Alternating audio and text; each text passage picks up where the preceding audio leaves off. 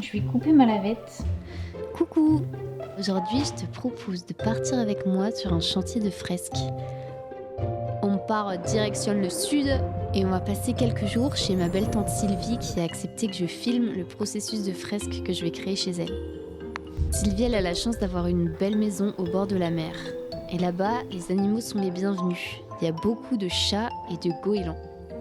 D'ailleurs, c'est le thème qu'elle a choisi pour sublimer les murs de sa maison. Ce projet, il s'inscrit dans le cadre d'Harmonie, mon offre de fresques conscientes pour les particuliers. Le but, c'est pas juste de créer une fresque, le but, c'est d'aller capter l'essence de ce qui fait l'âme de ta maison et de l'ancrer dans la matière à travers la peinture. Dans la première phase du projet, on a commencé par un travail d'introspection. J'ai demandé à Sylvie comment elle avait envie de se sentir dans sa maison, qu'est-ce qu'elle avait envie d'y vivre. On est allé explorer les émotions, ses valeurs, mais aussi les sens, comme l'ouïe, le goût ou le toucher.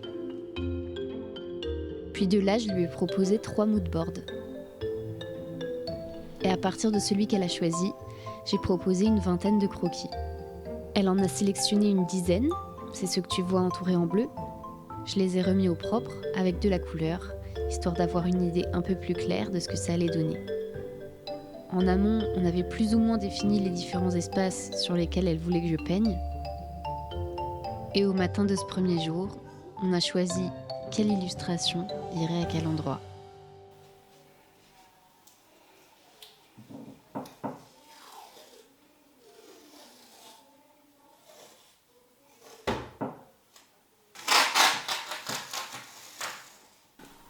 Alors ce que je fais là, je délimite les espaces sur lesquels je vais peindre. Ça me permet de, là où je vais devoir avoir des lignes relativement droites, de faire des lignes relativement droites grâce à mon scotch. En plus du fait de protéger les zones qui doivent surtout pas être peintes, ça me permet aussi de donner des repères pour mes proportions parce que je vais faire mon premier croquis tout à l'heure avec des crayons aquarelles donc qui se lavent très bien.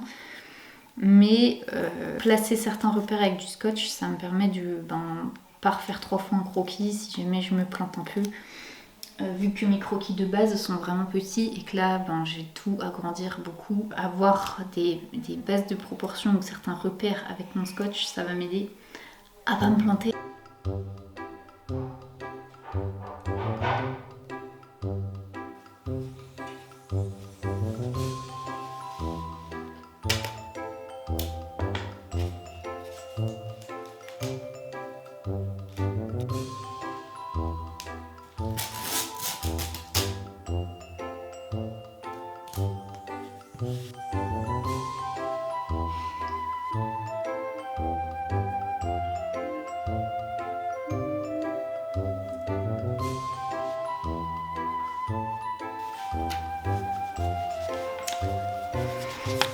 Là, je suis en train de faire le cadre. L'idée, c'est de faire un portrait comme ça.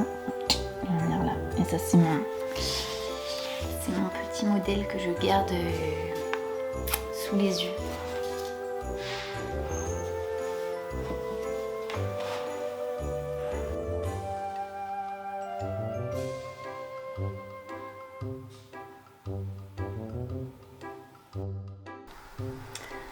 Bien, messieurs, dames, il est présentement. Attends, je vais aller là. Faut que j'aille pisser. Donc ce matin, j'ai fini les derniers croquis sur les murs. Ça m'a pris environ 1h30. Une des fresques que j'ai complètement refait parce que j'étais pas du tout contente de ce que j'avais fait, donc ça m'a pris pas mal de temps. Mais ça y est, tous les croquis sont faits, donc on va pouvoir passer à la peinture. Et ça, c'est cool. Donc, je vais enfiler ma blouse. Et puis, let's go pour l'étape suivante. Tu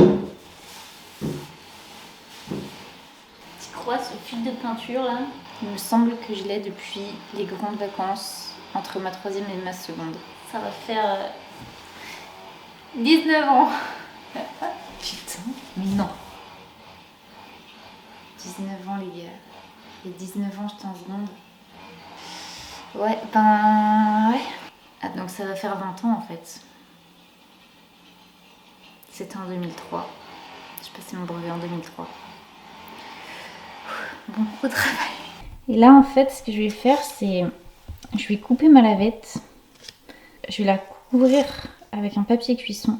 Je vais m'en servir comme palette. Le fait d'humidifier la lavette et d'avoir un papier cuisson dessus, ça fait qu'elles vont sécher moins vite. Donc je vais pouvoir utiliser mes couleurs toute la journée sans qu'elles sèchent. Sinon ça sèche vite et ça fait du gâchis.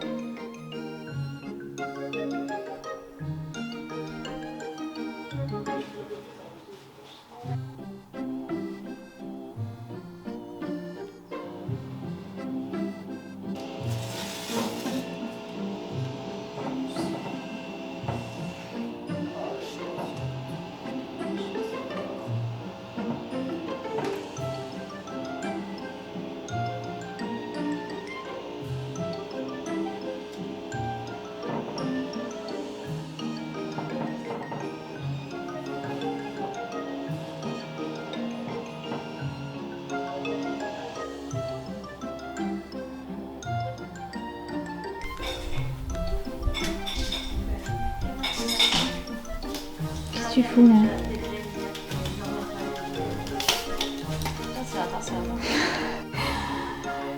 Alors là il est 18h, nous sommes au jour 2. Là j'ai bossé 3 heures cet après-midi, j'ai bossé 3 heures ce matin, un peu plus de 3 heures ce matin. Ça avance plutôt bien. À un moment j'ai flippé là à 15h quand je me suis remise à bosser après la pause déj. Je me suis dit putain, en fait j'avais commencé la peinture de 2 fresques sur 12. Et là je me suis dit, ah, là, il me reste demain, là on est vendredi. J'ai demain et dimanche, et demain et dimanche il va y avoir du monde. Donc mon but c'est d'avancer au max aujourd'hui.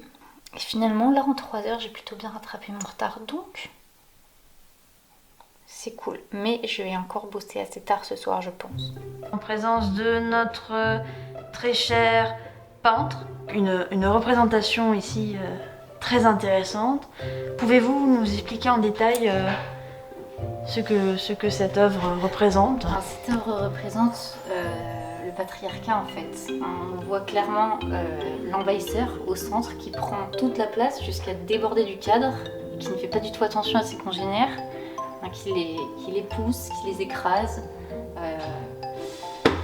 Voilà, sous un regard tout de même interloqué, on peut voir hein,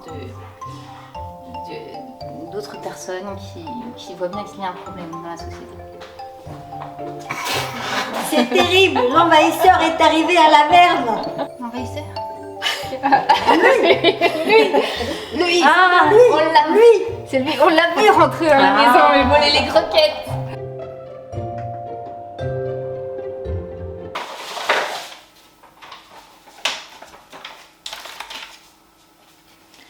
Yo, c'est jour 3, troisième jour de peinture. Je profite du fait que il n'y a personne, il est 10h. Je profite du calme du matin pour essayer de terminer les fresques de la cuisine. Parce que là, c'est le week-end de Pâques. Il va y avoir du monde à la maison pendant que je termine. Et comme ça va s'activer en cuisine, je profite là du fait du calme et du fait qu'il n'y ait personne encore. J'ai essayé de terminer notamment ce goéland qui est la plus grosse pièce de la maison. Non, la plus grosse pièce de la cuisine. Et voilà, j'arrête de blablater et je me mets au travail. Tu remarqueras comment je parle doucement pour ne pas briser le silence de ce calme. Ce moment de calme qui fait du bien.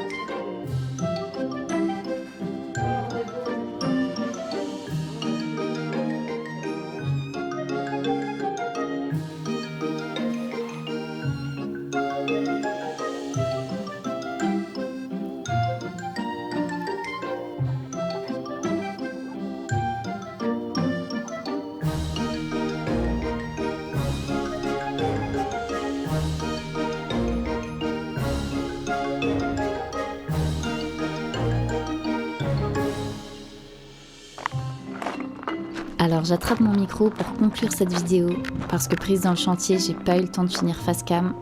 Et avant de t'emmener dans un petit home tour pour te montrer le résultat, je voulais déjà te remercier d'avoir regardé cette vidéo.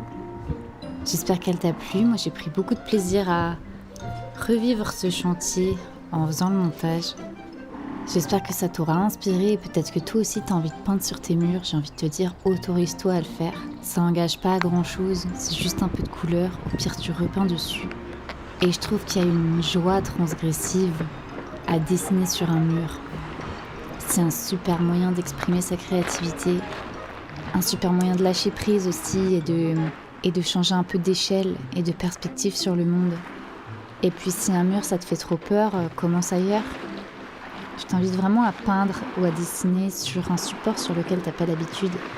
D'autant plus si t'as pas l'habitude de peindre ou de dessiner. Allez, je vais me poser un petit peu avec le bruit des vagues pour méditer, faire le vide après ces 4 jours intenses de peinture. Merci d'avoir passé ce temps avec moi. N'hésite pas à lâcher un petit pouce si ça t'a plu, à t'abonner si le cœur t'en dit. Et puis prends soin de toi, prends soin de tes rêves. Laisse-toi du temps et de l'espace pour faire ce que t'aimes. Et je te dis à bientôt dans une prochaine vidéo.